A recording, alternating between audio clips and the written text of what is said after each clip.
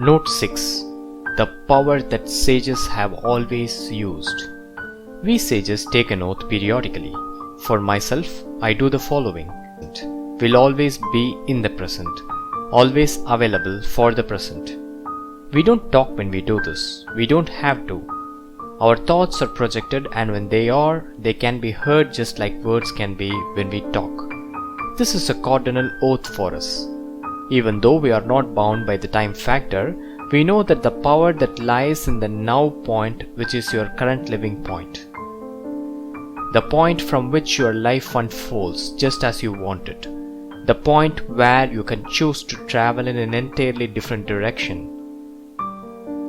This world that you live in has conditioned its people in such a way that they seldom use the power that lies in the now.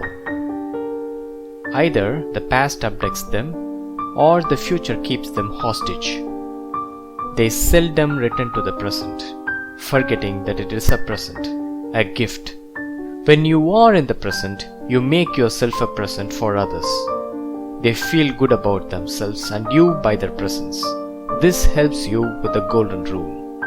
The greatest challenge even for a sage is to learn the art of living in the present, enjoying the present, focusing in the present, deciding in the present, observing in the present.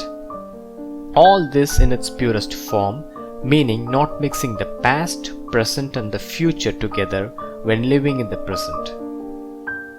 Recalling something from your memory is not the cause of problem, nor visualizing your magnificent life in the future.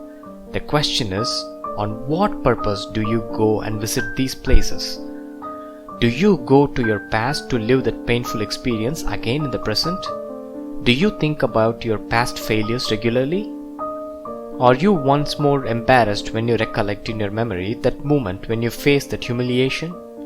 Do you surge with indignation for an act of cruelty that was done to you long time back?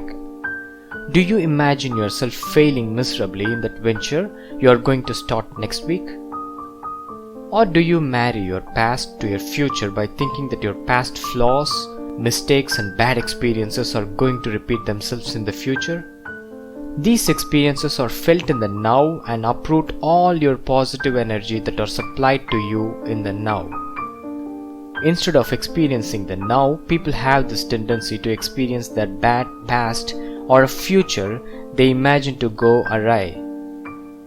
But what they seem not to realize is that through their memory, they are torturing themselves in the now.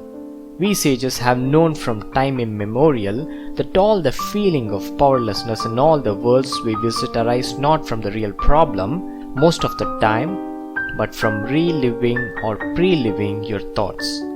One cannot change what happened in the past, but one can take a new approach now than what one took in the past.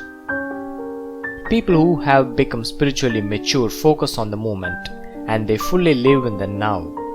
They allow the present moment to completely own them. This is allowing. When you begin to practice living in the present, initially you will feel that you are going too much slower in this modern age. You will feel that you are moving slower than you are capable of, and will start to feel a kind of uneasiness that arises from the mindset that you need to be doing many things instead of focusing on just one at this point. Rishis refer to this living in the moment as tasting each moment like a gourmet who is highly awake at each meal. This is not synonymous with doing things as you please at your own pace. We understand that current world works faster than the earlier ones. But speed is different from rashness, isn't it? Doing things at a higher rate of speed can also mean rashness, not only speed. Instead, what following this principle means is that any one point you give your attention, your love, your passion, your power of imagination, your potential, your senses, your thought energy, and everything to the experience at hand. You become like a sage when you practice this philosophy. You become more patient but faster. You will not be in a hurry but not lazy. You will develop an impeccable concentration, and more than anything else, you will be a lot more free from stress and worries. Does this mean that you shouldn't think about your past or future? Of course not.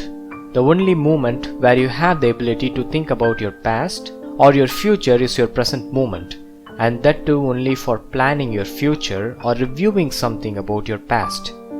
Definitely not to worry or become anxious about them. Would you believe that we rishis and other sages of different order can go back to the past, kind of like time traveling, and think about what is happening now from that vantage point?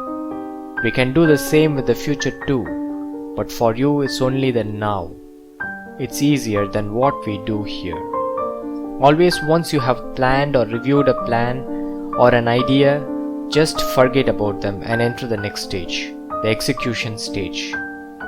That's where your present comes into the scene. This execution part depends upon how well you could concentrate on your present and how well you could avoid being overwhelmed by your past or future. The sad thing is when people reading incessantly the old, dull stories they once wrote, when they can write a new, beautiful story now. The Sutra. Let your present be your present. Allowing one's dates and will-be's to affect the present adversely is the reason why this moment is utilized much less than how well it could be used.